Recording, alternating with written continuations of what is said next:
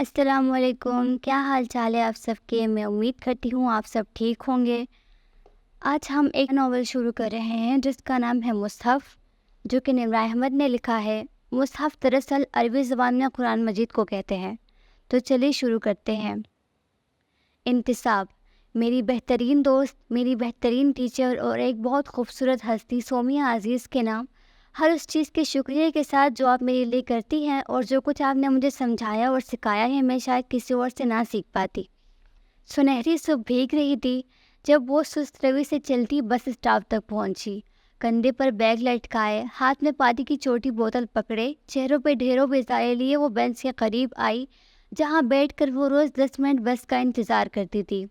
اس نے بیگ ایک طرف رکھا اور بینچ پر بیٹھ گئی، پھر ایک ہاتھ سے جمائی روکتے ہوئے دوسرے ہاتھ سے بوتل کھول کر لبوں سے لگائی۔ گرمی آج کل بڑھتی ہی جا رہی تھی۔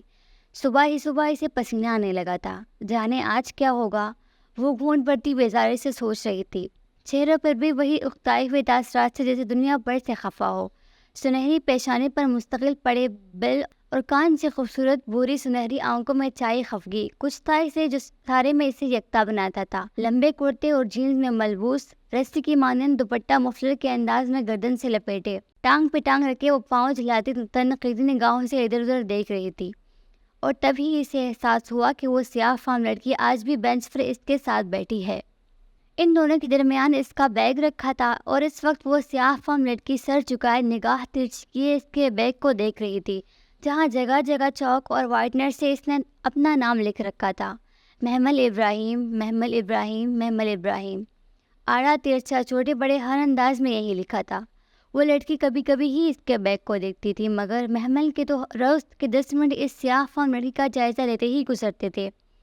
وہ بھی عجیب پراسرار کردار تھی۔ یہاں اسلام آباد میں سیاہ فام نظر آ ہی جاتے تھے، مگر وہ اپنے جیسے سے بہت مختلف تھی۔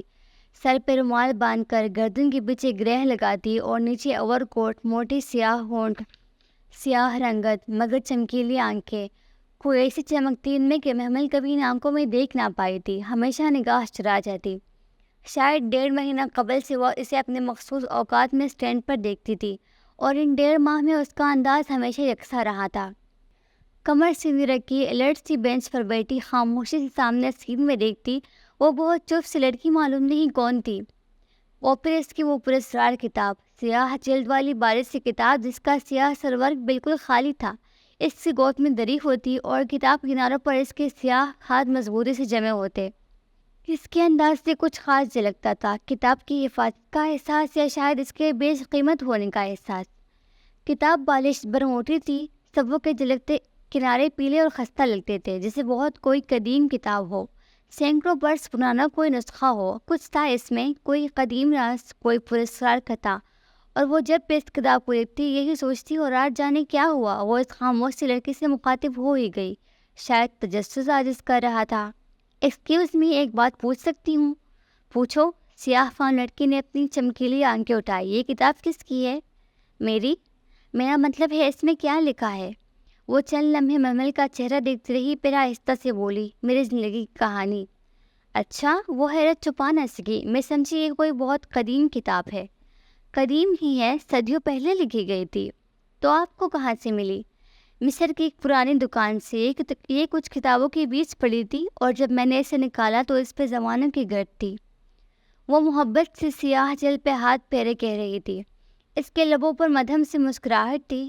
میں نے وہ گرد جاڑی اور اسے اپنے ساتھ رکھ لیا۔ پھر جب پڑھا تو معلوم ہوا کہ اسے تو کسی نے میرے لیے لکھوا کر ادھر رکھا تھا۔ محمل منہ کھولے اسے دیکھ رہی تھی۔ تمہیں کیا دلچسپی ہے اس میں؟ میں اس کے بارے میں مزید جاننا چاہتی ہوں۔ کیا میں اسے پڑھ سکتی ہوں؟ وہ ہلکا سا مسکرائی۔ تم نئے دور کی لڑکیوں اس قدیم زبان میں لکھے نسخے کو کہاں سمجھو گی؟ مگر یہ ہے کیا، اس میں لکھا کیا ہے؟ وہ تجسس اب اسے بے چین کر رہا تھا۔ میرا ماضی۔ اسی پل ہارن بجا تو محمل نے جھونک کر سامنے سڑک پر آتی بس کو دیکھا۔ میرا حال، وہ سیاہ فام لڑکی کہہ رہی تھی۔ محمل بیگ کا اسٹریپ پکڑے کھڑی ہوئی، اسے جلدی کالج پہنچتا تھا، اور میرا مستقبل بھی مجھے کیا پیش آنے والا ہے یہ کتاب سب بتا دیتی ہے۔ میں چلتی ہوں۔ وہ بس کی طرف دیکھتے معذرت خانہ انداز میں کہہ کر آگے بڑھ گئی۔ اس میں تمہارا بھی ذکر ہے محمل؟ وہ الٹے پیروں مڑی۔ میرا ذکر؟ میرے بارے میں کیا لکھا ہے؟ وہ شیزر ہی تو رہ گئی تھی۔ یہی کہ یہ کتاب میں تمہیں دے دوں، لیکن میں اسے تمہیں تب ہی دوں گی جب تم تک ہار کر خود مجھ سے مانگنے آؤ گی، کیونکہ اس میں تمہاری زندگی کی کہانی بھی ہے، جو ہو چکا ہے اور جو ہونے والا ہے سب لکھا ہے۔ بس کا تیز ہارن بجے تو وہ کچھ کہے بنا تیزی سے اس کی طرف لپکی۔ روڈ پکڑے اوپر چلتے اس نے پل بھر کو پلٹ کر دیکھا تھا۔ وہ سیاہ لڑکی اس طرح مسکرا رہی تھی، پراسرار معنی خیز مسکراہٹ۔ محمل کو ایک دم اس سے بہت ڈر لگا تھا۔ کالج کے بعد وہ اپنی دوست نادیہ کے ابو کی اکیڈمی میں 7 کلاس کے بچوں کو سائنس اور میتھس پڑھاتی تھی۔ گھر پہنچتے پہنچتے اسے روز 3:30 ہو جاتے تھے۔ گیٹ عبور کر کے پورش میں دیکھا تو 3 گاڑیاں آگے پیچھے کھڑی تھی۔ دل کراہ کر رہ گیا۔ گھر میں گاڑیوں کی قطار ہونے کے باوجود وہ بسوں میں دھکے کھانے پر مجبور تھی۔ ہم چچاؤں کے رحم و کرم پر پلنے والے یتیموں کے نصیب بھی کتنے یتیم ہوتے ہیں نا۔ وہ خود پہ ترس کھاتی اندر آئی تھی۔ لاؤنج میں خاموش دوپہر اتری ہوئی تھی۔ وہ سب کے سونے کا ٹائم تھا۔ آغا جان اس کے سب سے بڑے تایا اس وقت تک آفس سے لوٹ آتے تھے اور ان کی کچی دن کے باعث پورے گھر کو حکم ہوتا تھا کہ پتہ بھی نہ کٹے ورنہ وہ ڈسٹرب ہوں گے۔ حکم بظاہر پورے گھر کو اور در حقیقت محمل اور مسرت کو سنایا جاتا تھا، اور آخر میں جب آغا جان کی بیگم تائی مہتاب ان الفاظ کا اضافہ کرتی: اور مسرت ذرا اپنی بیٹی کو سمجھا دینا کہ جب لول اور شہر پہننے سے فارغ ہو جائے تو گھر آتے ہوئے مین ڈور آرام سے کھولا کرے۔ آغا جان کی نیند خراب ہو جاتی ہے، اب میں کچھ کہوں گی تو اسے برا لگے گا۔ گز بھر کی جو زبان ہے اس کی، نہ چھوٹے کا لحاظ نہ بڑے کا ادب۔ استغفر اللہ، ہماری بیٹی ابھی تو کالج میں پڑھی ہے، ان کے انداز ایسے نہ نکلے جیسے میں مل کے وغیرہ وغیرہ۔ اسے تو آگ ہی لگ جاتی۔ ہر روز دروازہ کھولتے ہوئے یہی فکرہ سماعت میں گونج تھا تو وہ چڑھنے کے باوجود دروازہ آہستہ بند کرتی۔ کچن کی طرف آئی تو سنک میں جھوٹے برتنوں کا ڈھیر لگا تھا۔ ناگواری سے ناک چڑھائے اس نے بیگ سلیب پر رکھا اور ہاٹ پاٹ کی طرف بڑھی۔ صبح ناشتے کے بعد سے اب تک کچھ نہ کھایا تھا اور اب زوروں کی بھوک لگی تھی۔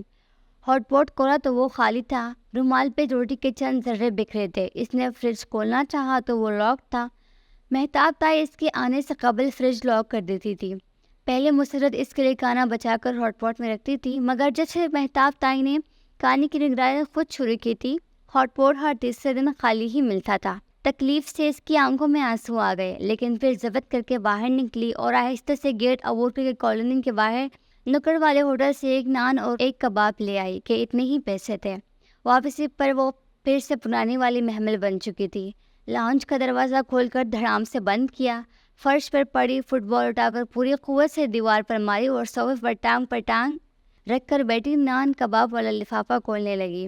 لمحے بر بعد ہی آغا جان کے کمرے کا دروازہ کھلا اور تنتناتی ہوئی تائی مہتاب باہر آئی۔ محمل، وہ گرجی تو اس نے آرام سے سر اٹھایا۔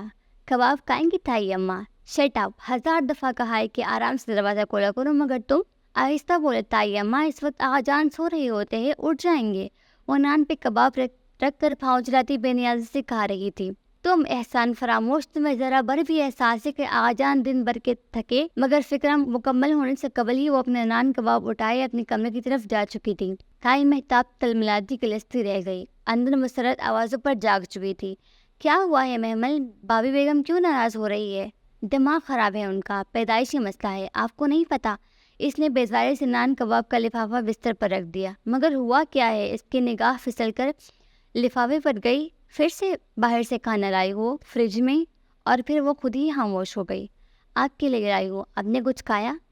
میں کھا چکی ہوں، یہ تم کہو، مجھے معلوم ہے تم نے کچھ نہیں کھایا۔ وہ تھکاوٹ سے مسکرائی تو محمل نے لمحے بھر کو ماں کو دیکھا۔ سادہ گھسے ہوئے کاٹن کے جوڑے میں سفید ہوئے بال اور جھریوں زدہ چہروں والی اس کی تھکی تھکی بے ضرر تھی ماں، جو واقعی اس عالیشان کھوٹی کی مالکن ہوتے ہوئے بھی وہ ملازمہ لگتی تھی۔ دل برا مت کیا کرو محمل، اللہ کا نام لے کر کھا لو۔ مجھے غصہ آتا ہے ان لوگوں پہ اماں۔ باہر تائی مہتاب کے بولنے کی آواز برابر آ رہی تھی اور اب وہ شور کر کے نہ جانے کس کس کو بتا رہی تھی۔ ناشکری مت کرو بیٹا، انہوں نے رہنے کے لیے ہمیں چھت دی ہے، سہارا دیا ہے۔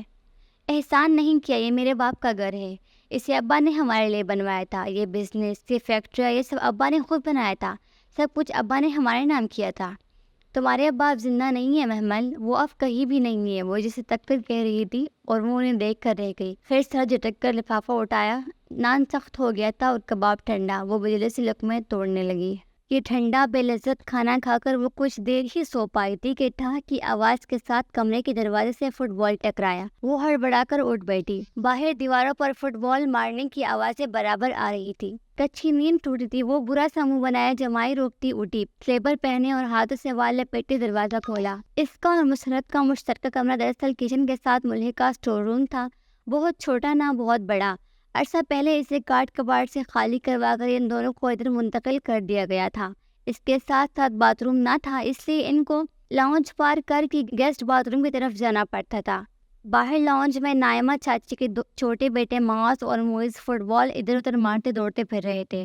تمیز نہیں ہے تم لوگوں کو، دیکھ کر کھیلا کرو، میں سو رہی تھی۔ کچن کے کھلے دروازے پر کڑے اندر کسی سے بات کرتی نائمہ چچی فوراً مڑی۔